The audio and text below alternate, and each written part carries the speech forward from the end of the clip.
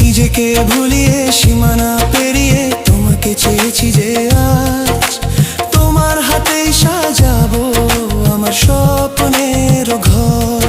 আমি তোমার প্রেমে পড়ে দুনিয়া ভুলে গেছি।